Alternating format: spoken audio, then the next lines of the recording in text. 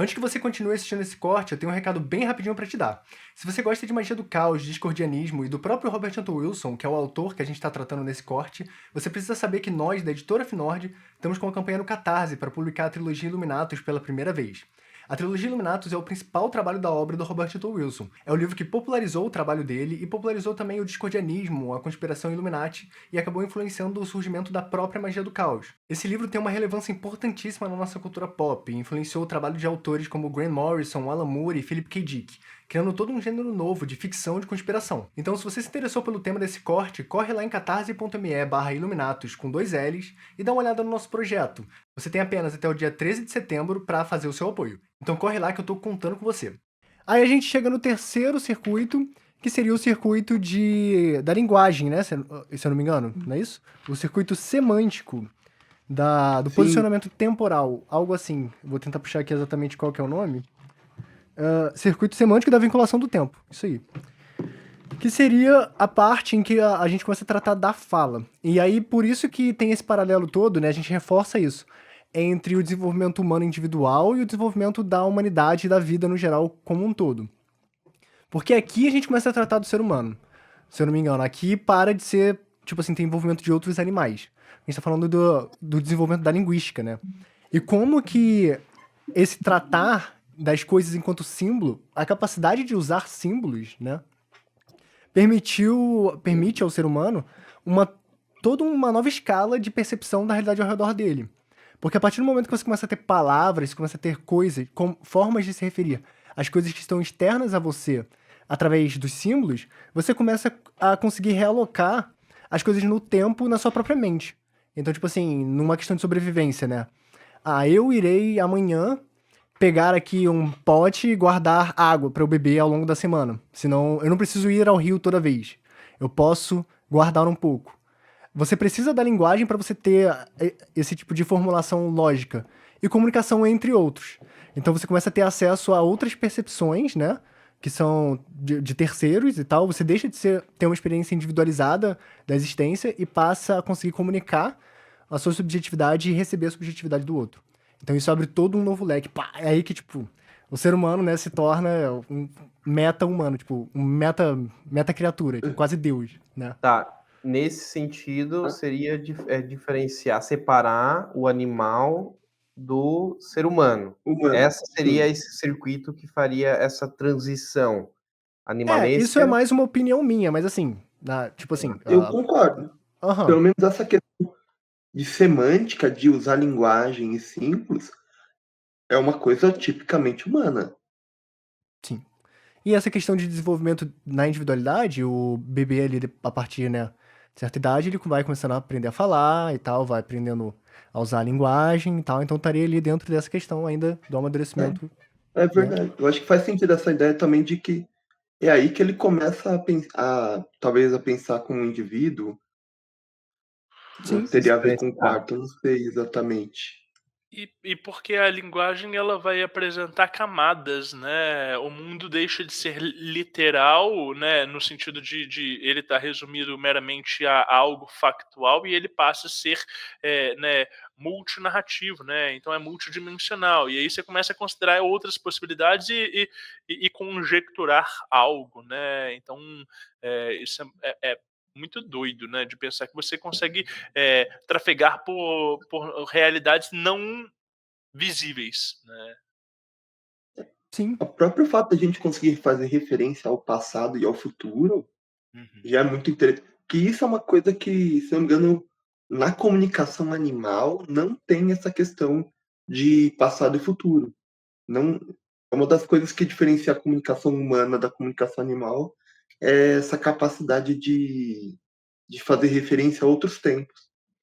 E gravar a informação para passar para um futuro, né? É uma coisa humana e só existe na espécie humana, né? uhum, Então, assim, o surgimento da escrita possibilitou isso.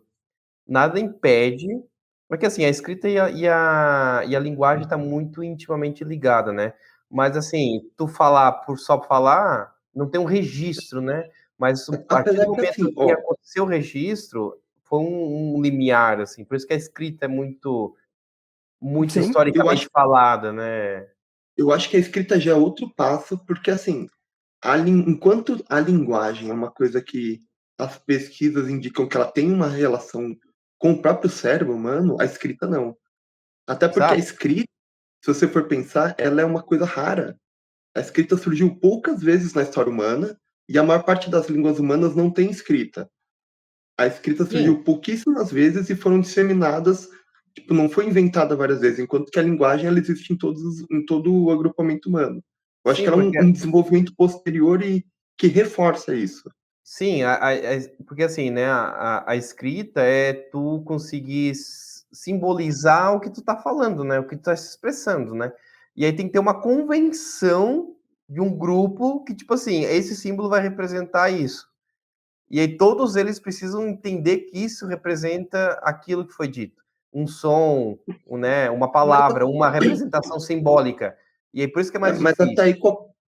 até aí qualquer palavra é uma convenção de uma representação. Mas por O isso que eu estou grande pro- falando, precisou Não, ter a então, primeira convenção para poder existir a escrita. Por isso que é mais difícil sim, do que a fala, né? Do Uhum. que a escrita. E o Robert T. Wilson, ele vai trazer aquela ideia que eu já falei em outros episódios, a gente já abordou, né, e tal, que é a teoria de que a mente, ela surge com a linguagem, que é algo que eu gosto bastante. Que é essa ideia de que quando a pessoa, por exemplo, diz que a pessoa tem uma mente boa, ou quando a mente dela trabalha bem, você tá falando sobre a forma como ela utiliza esse circuito de linguagem, né? Então, tipo, seria essa dinâmica. E outra coisa também legal que é colocada nessa dinâmica entre os circuitos, que a gente não falou, é que os primeiros circuitos, quer dizer, cada circuito ele é colocado também como um sentido em um plano, né? Então, assim, você pega o circuito oral, ele é para cima e para baixo, você tem recuar e avançar. É como se fosse uma camada unidimensional, né? De atuação.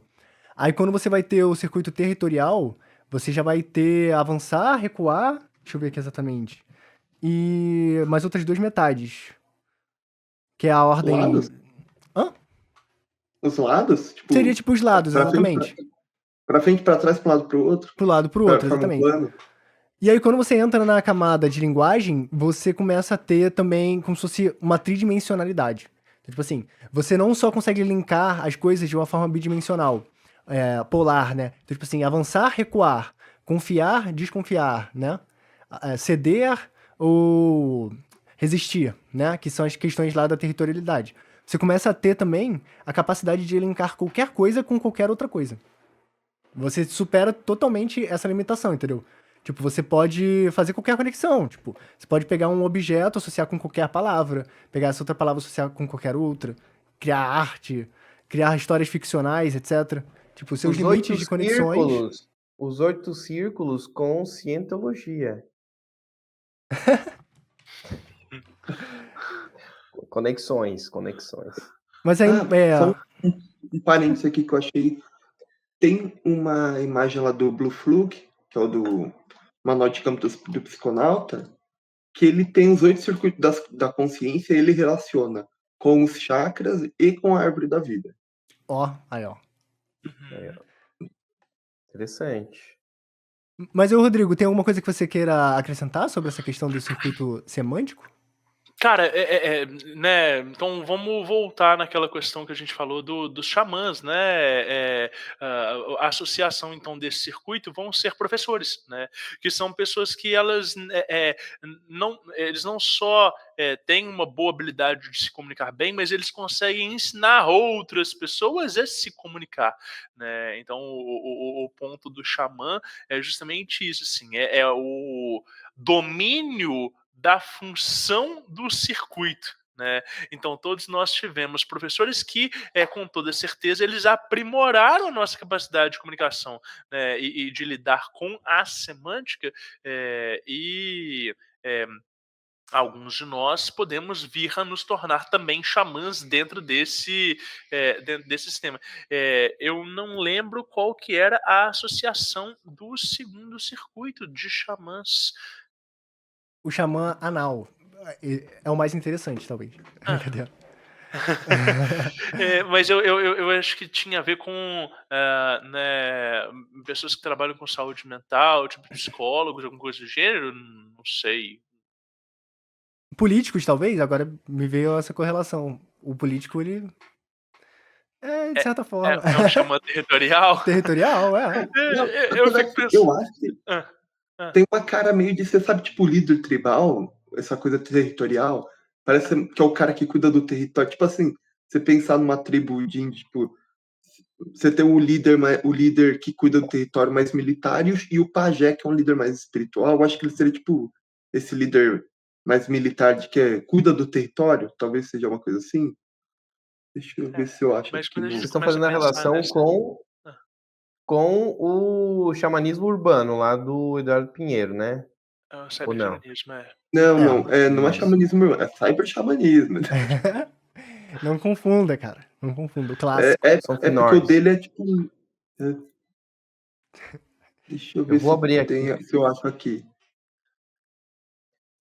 Mas e aí, bom, eu penso que, assim, né, um xamã mais tribal, talvez ele vai ter uma relação com os circuitos superiores, né, quando a gente for falar desse território espiritual e tal, né, de alcançar outros aspectos da mente. Mas, enfim, esse terceiro circuito semântico, ele é muito doido porque, mais atual do que nunca, agora a gente vê as guerras de narrativa, né, então a gente tem um terceiro Verdade. circuito, né, inserido num segundo circuito, né, que é justamente a manipulação semântica, né, nessa briga de territórios no inconsciente coletivo, né? E é muito doido de pensar isso.